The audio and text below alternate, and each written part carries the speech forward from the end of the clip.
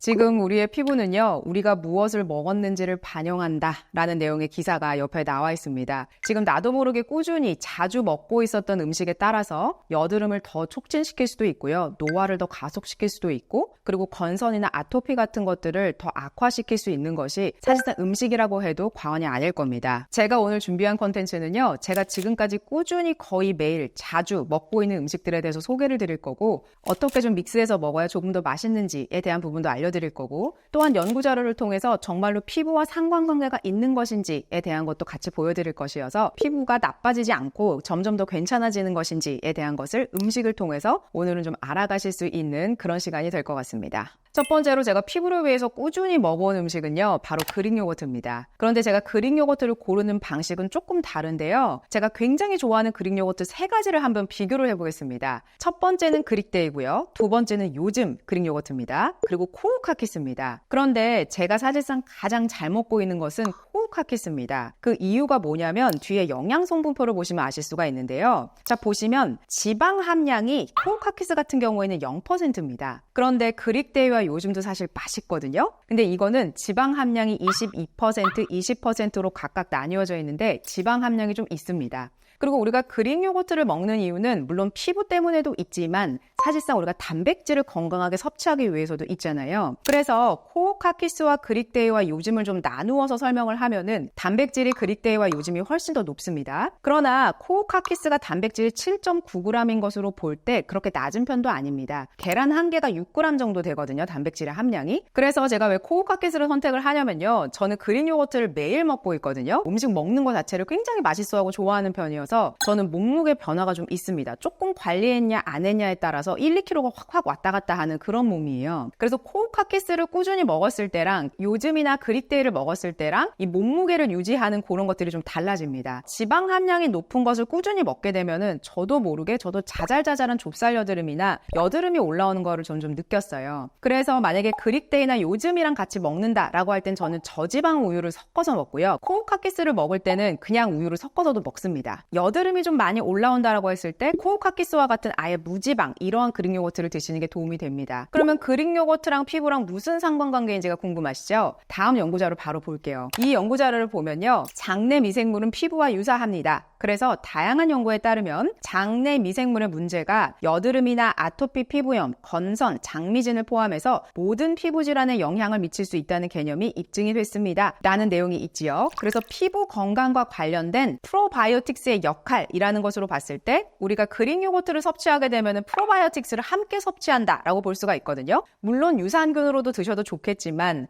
사실상 우리가 음식물로 섭취하는 것보다 더 건강한 것은 없다라는 저는 사실 생각입니다. 음식물로 섭취하고 나서 영양제는 어디까지나 추가적인 보조적인 역할을 하는 것이지 음식물로 섭취하는 것이 가장 건강하고 포만감도 같이 주기 때문에 훨씬 더 건강한 방법이다 라는 생각입니다. 그래서 제가 그릭 요거트를 먹는 방법은요, 오트밀 30g 정도의 블루베리를 꼭 섞습니다. 베리류에 대한 거는 제가 뒤에서 설명을 드릴 건데요, 제가 제일 좋아하는 과일은 저는 블루베리입니다. 그래서 블루베리를 꼭 섞고요, 그 다음에 콩두유나 아니면 저지방 우유를 섞습니다. 콩두유 중에서도요, 이렇게 서리태 콩두유라고 해서 99.8%가 서리태로 이루어진 이런 콩두유 있어요. 당지수도 1%밖에 안 되거든요. 제가 뒤에서 연구자료도 말씀을 드릴 텐데 당지수가 높은 걸 드시게 되면은 여드름이나 트러블과 연관관계가 많다, 이런 연구자료들이 많습니다. 그렇기 때문에 아침에 단 것을 드시면서 시작하시는 것은 썩 좋은 방법은 아닙니다, 피부에. 그래서 피부 고민이 많고 트러블이 많고 이러신 분들은 꼭 아침 식사 드시는 것을 신경을 쓰셨으면 좋겠어요. 왜냐면 공복인 상태에서 식사를 하시는 것이기 때문에 아무래도 흡수율이 조금 더 높겠죠. 너무 당 지수를 높여서 당 스파이크가 팍 튀게끔 해야 사실상 피부에는 그다지 도움이 되진 않는다, 이렇게 이해하시는 게 맞습니다. 저는 사실 이렇게만 먹어도 저는 괜찮거든요. 그런데 저는 너무 안 달아서 못 먹겠습니다 라고 할 때는 알룰로스 있어요. 알룰로스는 보시면 당류가 1g밖에 안 됩니다. 요거 다 드셔야 칼로리가 39kcal입니다. 그래서 설탕 대용으로 드시기에 좋아요. 그래서 당뇨 환자분들 같은 경우에는 알룰로스를 같이 섞어서 음식에 드시는 게 훨씬 더 좋습니다. 그래서 이렇게 4가지 정도만 섞어서 드셔도 굉장히 포만감 있는 아침 식사를 하실 수가 있습니다. 그리고 특히나 제가 다이어트 했다고 말씀드렸잖아요. 제가 예전에 임신했었을 때 25kg가 쪄서 제가 지금 살을 뺀 상태인데 저는 뭐 썩 그렇게 마른 몸은 아닙니다만 제가 이런 지금 몸을 잘 유지를 하고 있는 이유는 전 아침을 절대 거르지 않고요. 아침 식사를 먹을 때는 가능하면 곡물을 넣고 당이 너무 높지 않은 거를 먹고 적절한 과일을 먹고 있고 그리고 단백질을 섭취하고 있고 이렇기 때문에 그런 것이어서 만약에 전 다이어트가 고민인데요. 너무 배고프게 하고 싶지 않아요 라고 할 때 오트밀하고 그릭 요거트 같이 섞어서 활용해 보시면 좋습니다. 오트밀 요리 이렇게 검색을 하시면 정말 많은 종류의 요리들이 나올 거예요.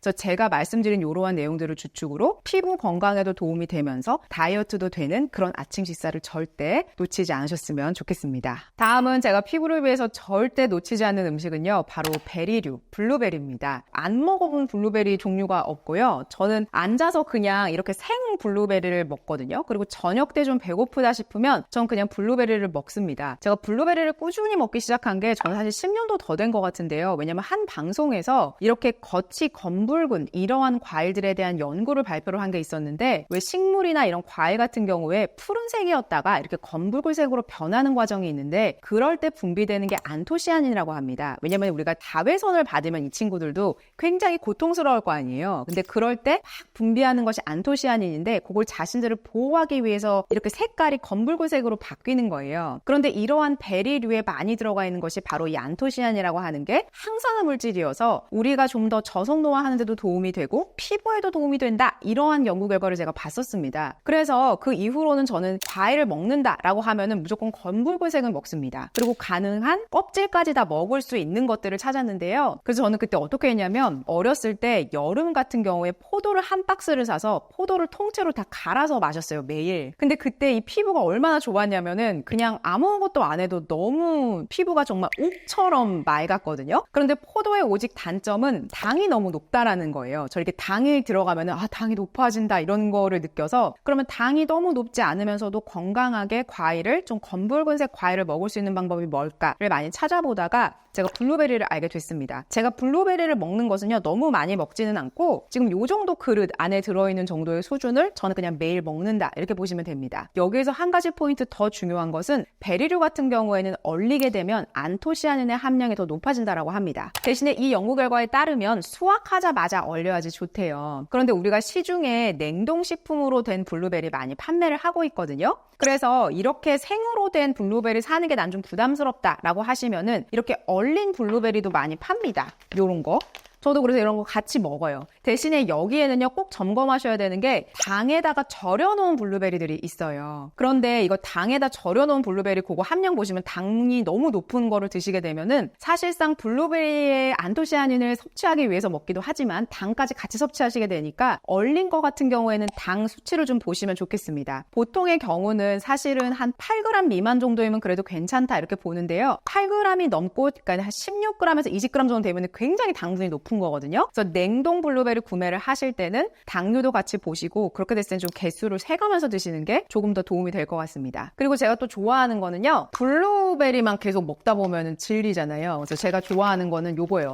트리플베리라고 하는 거. 그래서 여기에는 블루베리도 있고요. 블랙베리도 있고 라즈베리도 있어요. 그래서 이게 얼린 건데 요런 것들 사실 갈아서 드셔도 너무 좋고요. 그릭 요거트랑 이런 갈아서 드셔도 좋은데 웬만하면 잘 갈아서 먹으려고 하지 않습니다. 가능하면 제가 그냥 씹어서 먹는 그렇게 해야지 제가 영양분이 조금 더 막 당지수를 높이지 않으면서 먹을 수 있기 때문에 저는 가능하다라고 하면 그냥 씹어서 먹는 것을 더 선호는 하는데요. 요렇게 베리류 이왕이면 검붉은색을 드시는 게 훨씬 더 피부에 좋다 이렇게 보시면 됩니다. 그러면 제가 많은 과일들을 말씀을 드렸는데 그럼 어떤 것이 가장 안토시아닌의 함량이 높냐 이게 궁금하시죠? 포도와 블루베리 OD를 가지고 분석한 그런 논문 결과가 있어요. 포도보다 블루베리가 훨씬 더 높고요. 블루베리보다 더 높은 게 OD입니다. 저는 이거를 시아버님께서 재배를 하셔가지고 보내주시는데 요거 OD 인터넷에 팝니다. 대신에 이 OD는요 막 달거나 이렇지 않아요. 블루베리는 그래도 제 입맛에는 좀 단 편이거든요. 근데 OD 같은 경우에는 심지도 있어서 드시면서 이렇게 빼면서 드시기는 해야 되는데 OD가 사실상 항산화 물질이 가장 많이 함유되어 있다 이렇게 보시면 됩니다. 그래서 제가 꾸준히 먹고 있는 가장 선호하는 것은 저는 블루베리고요. 안토시아닌이 훨씬 더 많이 들어있는 것은 OD여서 저는 OD와 블루베리를 같이 섞어서도 먹고 이게 너무 지루하다라고 하면은 트리플베리 요거 주문해서 같이 먹고 있습니다. 그래서 이거를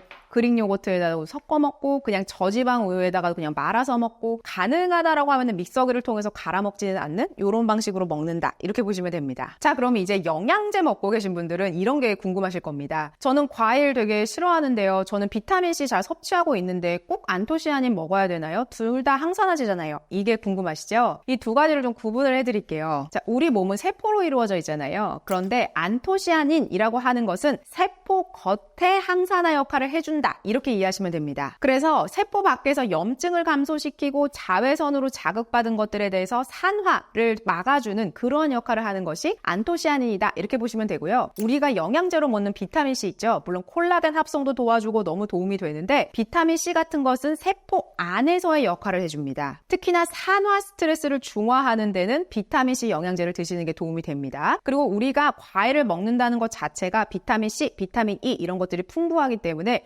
과일 자체를 드시는 것도 중요하고 나는 추가적으로 비타민C 좀 먹고 싶어요 라고 할 때 그리고 특히나 매일매일 운동하시는 분들의 경우는 가능하시다라고 하면 비타민C 영양제를 꼭 챙겨 드시는 게 중요합니다. 그래서 안토시아닌은 세포 밖의 항산화 역할을 해주고 비타민C 영양제는 세포 안에 활성산소를 제거해주고 산화를 좀 막아주고 그러한 역할을 하는구나. 그래서 나는 안과 밖을 다 케어하고 싶다라고 할 때는 이렇게 검붉은색 과일도 드시고 비타민C 영양제도 같이 챙겨 드시고 그러면 훨씬 더 도움이 되겠지요. 그리고 피부를 위해서 꾸준히 먹어온 음식은요. 제가 예전에도 한번 소개해드린 적이 있었는데 바로 서리태 콩물입니다. 이 제품은 컬리에서 저는 사실 늘 사는 제품이다. 이렇게 보시면 되는데요. 제가 먹어본 콩물 중에 이게 제일 저는 맛있었어요. 꾸덕하기도 하고 저는 원래 이런 거 먹을 때 너무 맑은 콩물 아니고 꾸덕한 걸 좋아합니다. 그래서 드시기에 좀 이거 난 너무 꾸덕한 것 같은데 이러면은 좀 물이랑 섞어서 드셔도 괜찮습니다. 자, 서리태 콩물에 대한 연구 결과를 보면요. 검정콩 품종이 일반적인 콩 품종에 비해서 안토시아닌의 함량이 높고 토코페로인의 루테인, 항산화 성분이 풍부합니다. 그렇기 때문에 이러한 성분들이 결합을 하면서 독특한 시너지 효과를 만들어서 항산화 기능이 더 강화됩니다. 라는 내용이 있습니다. 그래서 서리태 콩물 같은 경우에는 머리숱이 좀 없는 분들 있죠. 그리고 왜 출산하고 나서 머리 막 빠지거든요. 근데 그때 제가 제일 많이 챙겨 먹었던 게 서리태 콩물이었어요. 저는 그때는 제가 육아휴직하고 있을 때여서 콩을 막 삶아가지고 직접 갈아서도 먹고 그랬거든요. 근데 지금 이제 일을 하다 보니까 그렇게까지는 못하는데 그때 그런 것들을 챙겨 먹은 것들이 저는 좀 더 도움이 됐었던 것 같아요. 그래서 뭔가 머리 빠짐이 고민이라거나 아니면 머리숱 때문에 고민이신 경우에 서리태 꼭 챙겨 드시는 거 진짜 중요하고 더 중요한 것은 우리가 피부를 위해서 음식을 무엇을 먹느냐 그런데 당지수가 높지 않으면서도 건강하면서도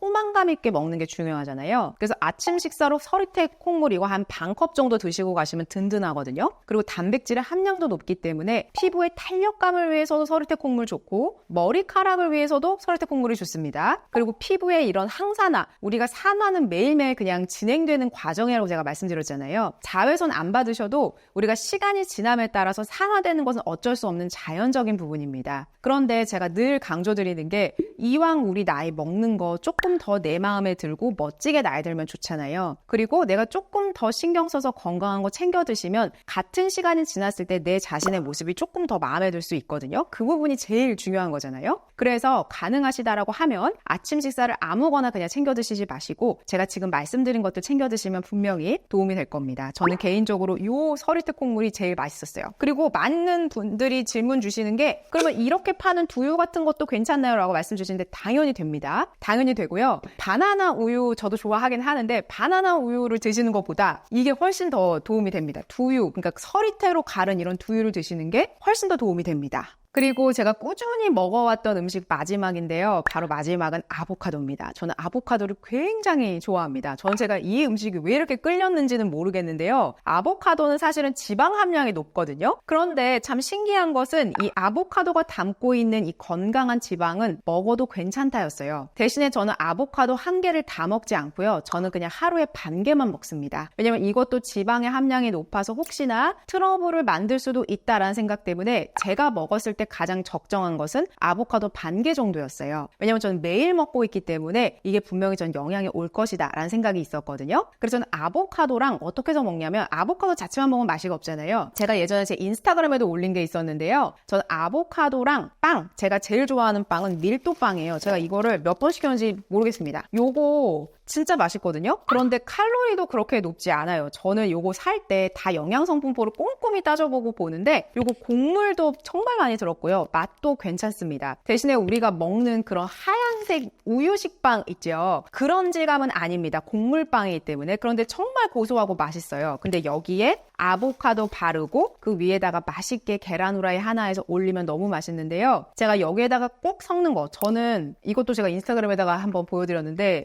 올리브 오일을 너무 좋아합니다. 저는 올리브 오일을 빵에다가 그냥 밀도빵에다가 이거 2개만 드셔도 돼요. 너무 좋거든요. 그래서 이렇게 올리브 오일과 아보카도를 먹는 것이 너무 저한테는 행복이고 그리고 피부가 좋아진다라는 것은 이 연구 결과를 통해서 또 보실 수가 있는데요. 아보카도가 피부에 좋다라고 하는 것은 아보카도에는요, 비타민 A, 비타민 E, 비타민 K가 많이 함유가 되어 있습니다. 그리고 비타민 B도 함유되어 있는데요. 비타민 B가 우리가 섭취했을 때 피부에 주는 효과는 피부의 탄력을 개선해주고요. 우리가 가장 걱정하는 것, 노화 같은 것들을 조금 더 지원할 수 있도록 도와주는 역할을 합니다. 논문에서는요, 아보카도의 섭취는 여성의 피부 탄력과 견고함을 증가시킵니다. 라는 내용이 있습니다. 그리고 매일매일 8주 동안 먹었더니요, 이마 부분의 탄력성과 견고함이 증가했습니다. 라는 내용의 연구 결과가 있습니다. 그래서 이 아보카도 안에 들어있는 영양소들이 피부의 윤기라던가 보습, 탄력감 이런 거에 도움을 주기 때문에 너무 많이 섭취하게 되면 아보카도는 칼로리가 높잖아요. 그래서 저처럼 먹는 대로 족족이 살이 찌고 먹는 대로 이렇게 살이 요기조기 잘 붙으시는 분들은 아보카도 하나 맛있다고 해서 다 너무 매일매일 드시진 마시고 저처럼 양을 좀 봐가면서 내 몸의 변화를 보시면서 그렇게 조절해서 드시는 게 좋겠습니다. 그리고 요거 드실 때 꼭 첨가하셨으면 좋겠는 게 바로 루꼴라인데요. 요렇게 밀도빵, 아보카도, 계란, 그리고 루꼴라까지 탁 얹혀서 후추만 싹 뿌려도 진짜 맛있는 한 끼 식사가 되거든요. 그리고 이거 아침에 사실 든든하게 한 끼 드시고 가시면 점심때까지 너무 배고프다 이런 느낌 안 드실 거예요. 그리고 약간 왜 집에서도 뭔가 나를 좀 대우해주면서 먹는 것 같은 그런 느낌이 들거든요. 정말 좋아하는 올리브 오일을 꼭 알려드리고 싶은데 이거 샤또 데스블롱이라는 그런 올리브 오일인데요. 제가 올리브 오일을 너무 좋아해서 다양하게 다 먹어봤는데 저한테는 이 올리브 오일이 제일 맛있었습니다.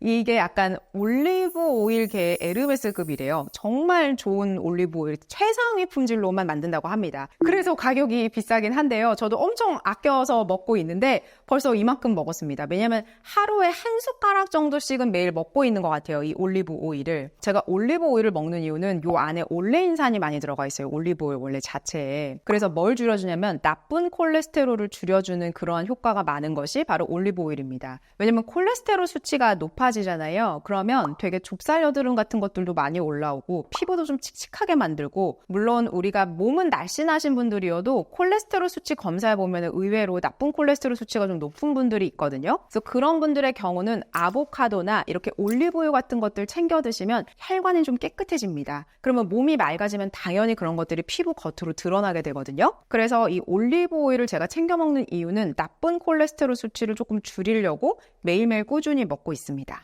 자, 그러면 피부 때문에 먹지 말아야 할 것은 무엇일까요?